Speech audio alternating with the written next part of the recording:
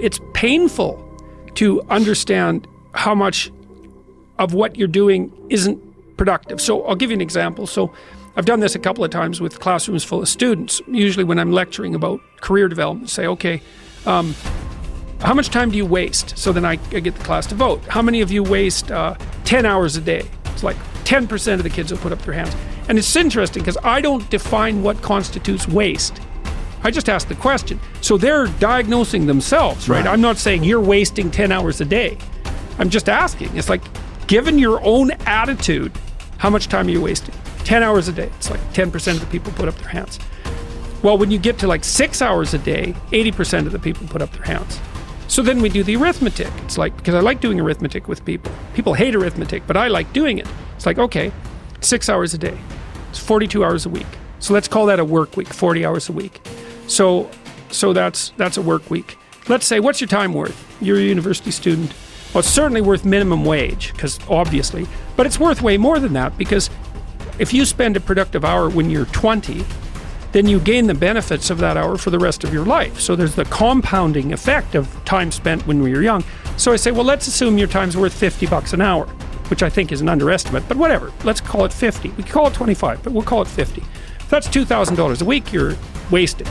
It's $100,000 a year. It's like, how much better would your life be if you weren't wasting $100,000 a year? It's like, what is that over 40 years? $4 million. It's like, you're rich. You don't even know it. Quit wasting time. By your own definition. It's like people shake their heads, like, oh, I never thought about it that way. It's like, yeah, think about it that way. Don't waste your damn life. And then you think, well, why would people be resistant to that message? It's like, well, you really want to wake up and figure out that you're wasting half your life? And you know, when people do that kind of wasting, they actually hate it. You know, and I've had lots of people come to my clinical practice who were chronic procrastinators.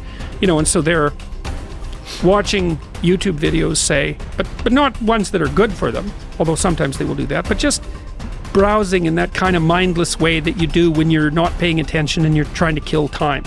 And people doing that, they feel bad, they get depressed, they feel anxious, they can't get away from it, they feel kind of quasi-addicted. That's what they're saying about social media now. It's a huge issue with young kids. Absolutely, but there's this feeling of kind of internal rot and corruption that goes along with it. It's like, yeah, well, you're wasting your life. It's like, so it's painful. It's painful to recognize that. Then it's painful to think, oh my God, look how undisciplined I am. I don't know anything. I can't use a schedule. I can't stick to a calendar. I don't have any aims. I don't know anything about the world, right? And maybe there's a part of me that's bitter because I haven't got everything already, and I'd just like to say, to hell with it. That's the recognition of the Jungian shadow.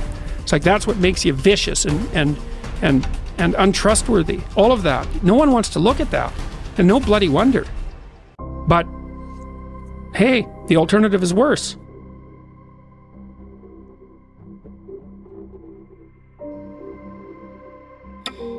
I hate it when I see young people wasting their time, wasting all this technology got, just sitting around in this world that's been created for you, that everything is instant. You all have stuff at your fingertips that can make you great. But if you could combine your technology with your parents and your grandparents' work ethic, you could be rich, man. But you cannot erase the work ethic part. There is no getting around. Ain't no elevator to the top. You got to take the stairs. The elevator don't go to the top, man. Not in the world of success. You gotta take the stairs. Y'all gotta start getting gritty, man. You gotta develop some dog in you. Most of this generation quits the second they get talked to. You did this wrong, or they get yelled at. It's so easy to be great nowadays because everybody else is, most people are weak.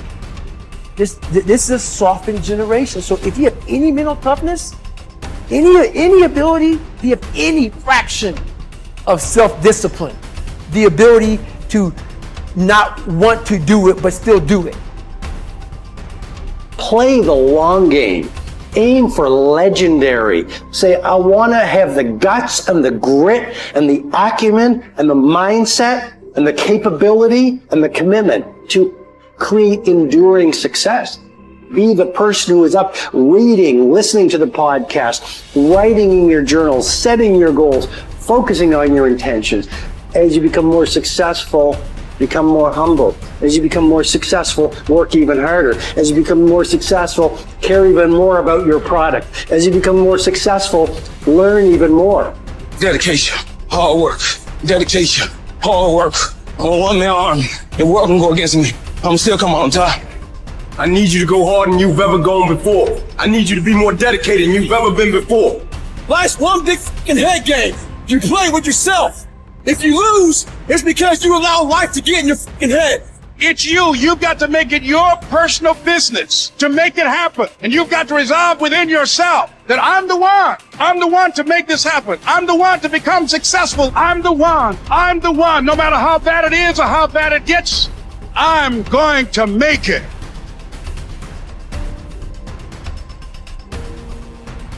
I must say a word about fear. It is life's only true opponent. Only fear can defeat life. It is a clever, treacherous adversary, how well I know.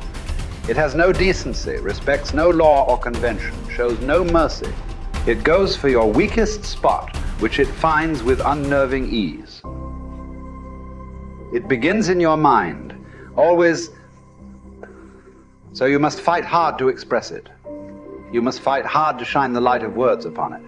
Because if you don't, if your fear becomes a wordless darkness that you avoid, perhaps even manage to forget, you open yourself to further attacks of fear because you never truly fought the opponent who defeated you.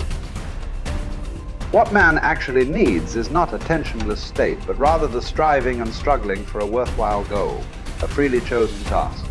What he needs is not the discharge of tension at any cost, but the call of a potential meaning waiting to be fulfilled by him. Mankind was apparently doomed to vacillate between the two extremities of distress and boredom. In actual fact, boredom is now causing more problems to solve that distress. And these problems are growing increasingly crucial, for progressive automation will probably lead to an enormous increase in the leisure hours available to the average worker. The pity of it is that many of these will not know what to do with all their newly acquired free time. Life is not primarily a quest for pleasure, as Freud believed, or a quest for power, as Alfred Adler taught, but a quest for meaning. The greatest task for any person is to find meaning in his or her life. Frankl saw three possible sources for meaning: in work, doing something significant; in love, caring for another person; and in courage during difficult times. Suffering in and of itself is meaningless. We give our suffering meaning by the way in which we respond to it. At one point, Frankl writes that a person may remain brave, dignified, and unselfish, or in the bitter fight for self-preservation, he may forget his human dignity and become no more than an animal. The meaning of life differs from man to man, from day to day, from hour to hour. What matters, therefore, is not the meaning of life in general, but rather the specific meaning of a person's life at a given moment. To put the question in general terms would be to the question posed to a chess champion. Tell me, master, what is the best move in the world? There simply is no such thing as the best or even a good move apart from a particular situation in a game and the particular personality of one's opponent. The same holds for human existence. One should not search for an abstract meaning of life. Everyone has his own specific vocation or mission in life to carry out a concrete assignment which demands fulfillment.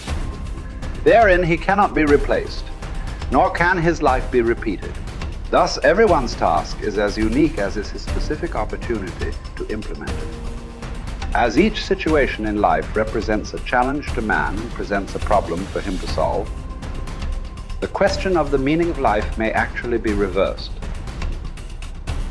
Ultimately, man should not ask what the meaning of life is, but rather he must recognize that it is he who is asked. In a word, each man is questioned by life, and he can only answer to life by answering for his own life. To life, he can only respond by being responsible.